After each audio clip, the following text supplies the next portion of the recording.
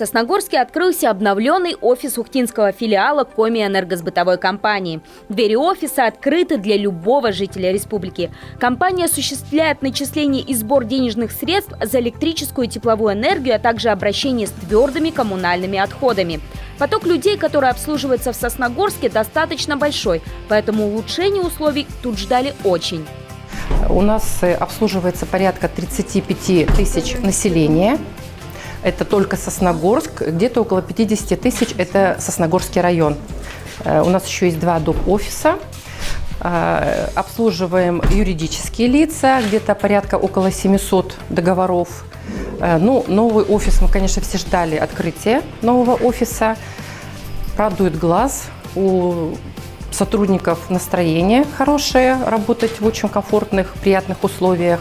Из-за логистических сложностей с поставкой стройматериалов Сосногорский офис ждал завершения ремонтных работ больше 3 месяцев. Все это время сотрудники трудились в стесненных условиях. Конечно, на качестве обслуживания это никак не отражалось, но теперь, как отмечают работники, тут стало больше воздуха.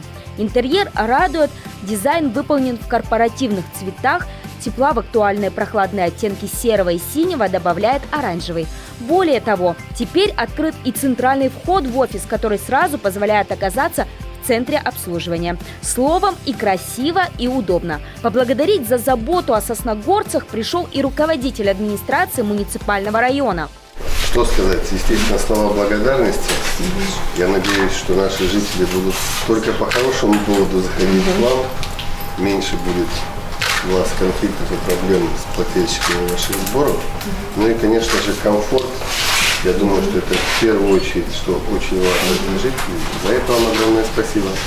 У Коми энергосбытовой компании 32 офиса продажи и обслуживания клиентов по всему региону. Сосногорский стал последним, оформленным в корпоративном стиле. Цель, которую мы преследуем, это чтобы нашим гражданам и сотрудникам, которые здесь работают, было очень комфортно. У нашей компании появилось лицо, на самом деле. И граждане, которые приходят, они в первую очередь приходят именно в офис обслуживания. И они должны видеть, что мы реально стараемся, чтобы здесь было очень комфортно. Как отмечает Елена Николаевна, компания всегда рада приветствовать клиентов в офисах.